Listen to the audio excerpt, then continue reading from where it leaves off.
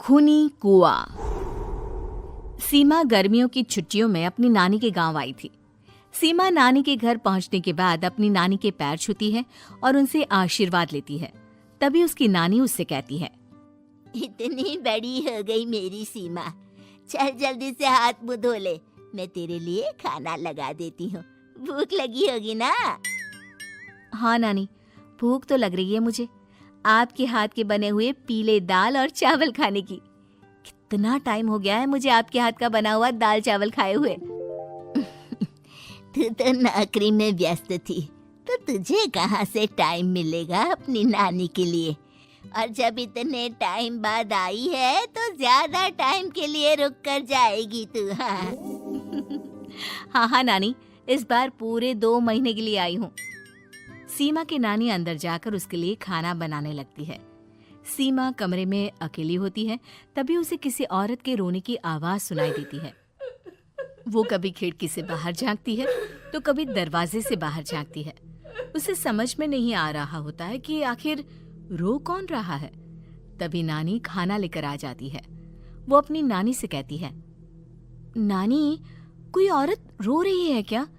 मैं जब से यहाँ आई हूँ तब से मुझे यहाँ किसी औरत की रोने की आवाज आ रही है। हे भगवान, कहीं ये वही तो नहीं? बोलो ना नानी। अरे कोई नहीं रो रहा, ये तेरे मन का वहम है। और तू ना अब खाना खा ले, ज्यादा यहाँ वहाँ की बातों में ध्यान मत दिया कर। जल्दी से खाना खा और फिर मेरे साथ आ जा मेरे कमरे में, दोनों बैठकर खूब सारी बातें करेंगे। ऐसे ही अगले दिन सीमा अपनी नानी के साथ गांव के बाजार जा रही होती है। उसी रास्ते में फिर से किसी औरत के रोने की आवाज आती है। वो अपनी नानी से कहती है, अरे नानी, क्या सच में तुम्हें अभी भी किसी औरत की रोने की आवाज नहीं सुनाई दे रही? मुझे किसी औरत की बहुत बुरी तरीके से रोने और चीखने की आवाजें आ रही है।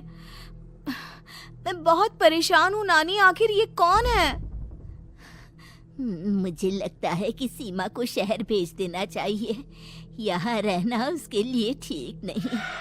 नानी बोलो ना, आप चुप क्यों हो जाती हो? सीमा, तू घर चल, मुझे तुझसे बहुत जरूरी बात करनी है।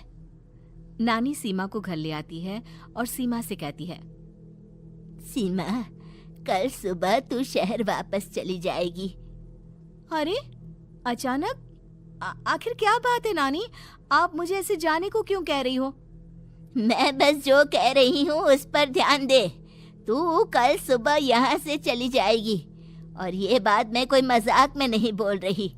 तू कल जाएगी तो मतलब जाएगी। अरे नानी, चली जाऊंगी मैं, ठीक है, पर आखिर बात क्या है ये तो बता दो। मम्मी से कोई बात हुई है या फिर मुझसे कोई गलती हुई है जो तुम मुझे अचानक से जाने के लिए बोल रही हो? देख सीमा, रात बहुत हो चुकी है और मुझे इस बारे में कोई बात नहीं करनी। चल, अब चल के मेरे साथ सो जा। सुबह की बस पकड़कर तुझे शहर भी तो जाना है।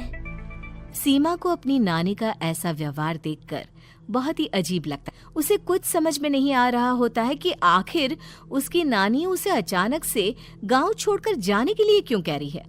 ये सारी बातें सोचते सोचते सीमा की आंख लग जाती है और वो अपनी नानी के साथ सो जाती है। ऐसे ही आधी रात को सीमा को फिर से किसी औरत की रोने की आवाज सुनाई देती है। वो उस औरत की आवाज सुनकर बार बार करवटें बदल रही होती है और तभी उसे सपने में भी एक अजीब सी औरत की परछाई दिखाई देती है, जो इतना चीख चीख कर रो रही होती है कि सीमा डरकर उठ जाती है। वो पूरे पसीने पसीने हो रही होती है। वो अपने आसपास देखती है तो घर में बिल्कुल शांति का माहौल होता है। सीमा घबरा जाती है। वो अपनी नानी को जगाने की कोशिश करती है, मगर उसकी नानी नहीं जगती। सीमा को फिर से उस औरत की रोने की आवाज सुनाई देती है। आखिरकार सीमा अपने आप को रोक नहीं पाती और वो घर का दरवाजा खोलकर बाहर निकलती है। आखिर ये माजरा क्या है? आज तो मैं पता करके रहूंगी। अब आवाज का पीछा करते हुए सीमा आधी रात को गांव के चौपाल के पास बने कुएं के पास पहुंच जाती है, जहां कुएं की चारों ओर बेड़ियां लगी होती हैं उन बेड़ियों में लगे हुए ताले के साथ एक लाल रंग का कपड़ा और माता रानी का कलावा बंधा होता है। उस कुएं में से सीमा को किसी के रोने की आवाज आती है। सीमा परेशान हो जाती है। इस कुएं में कौन है? कौन है यहाँ? सुनो, कौन है? कौन रो रहा है? वो चिल्ला चिल्ला कर पूछती है और साथ ही लोगों को जगाने की कोशिश करती है, मगर किसी को भी उसकी आवाज सुनाई नहीं देती। अब सीमा खुद उस कुएं के पास की बेड़ियों और तालों को खोलने की कोशिश करती है और किसी तरह कुछ देर की मशक्कत के बाद सीमा उसको खोल भी देती है। और जैसे ही वो कुआं खोलकर उसके अंदर झांकती है, सीमा उस कुएं में गिर जाती है। इतने में उसकी नानी की नींद भी खुल जाती है और सीमा को पास ना देखकर नानी परेशान हो जाती है। नानी घबराकर पूरे घर में उसे ढूंढने की कोशिश करती है, जिसके बाद उसकी नानी और सभी लोग उस खूनी कुएं के पास जाते हैं और सीमा की नानी कुएं के पास खड़ी होती है। सभी गांव वालों और सीमा की नानी को सीमा के चिल्लाने की आवाज आती है। बचाओ, कोई मुझे बचाओ। मेरी बच्ची, हम आ गए, हम तुझे बचा लेंगे। नानी, मुझे यहाँ बहुत डर लग रहा है। यहाँ इंसान की कटी हुई मुंडिया, हाथ, पैर और कंकाल है और खून भी है। नानी, मुझे डर लग रहा है। आप सब मेरी मदद कीजिए, नहीं तो ये खूनी कुआं मेरी बच्ची को भी खा जाएगा। अरे मुझे तो ये समझ में नहीं आ रहा कि आखिर इस खूनी कुएं को खोला किसने। सालों पहले इसको इतनी मुश्किलों के बाद तांत्रिक बाबा ने बंद किया था। अरे पूरा गांव खूनी कुएं के बारे में अच्छे से जानता है, तो कोई भी जानबूझकर तो ऐसा करेगा नहीं। मतलब किसी ने अनजाने में इसे खोल दिया है भैया। सीमा को इस बारे में मालूम नहीं था और जब से वो यहाँ आई थी तभी से उसे किसी औरत के रोने की आवाजें भी सुनाई दे रही थी। कहीं सीमा ने ही तो उसे नहीं खोला। अगर ऐसा है तो फिर सीमा का बचना बहुत मुश्किल है।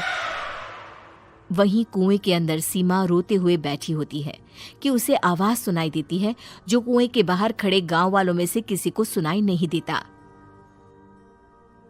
आज सालों के बाद मुझे ताजा खून मिलेगा। तेरा खून पीकर आज मैं अपनी प्यास बुझाऊंगा।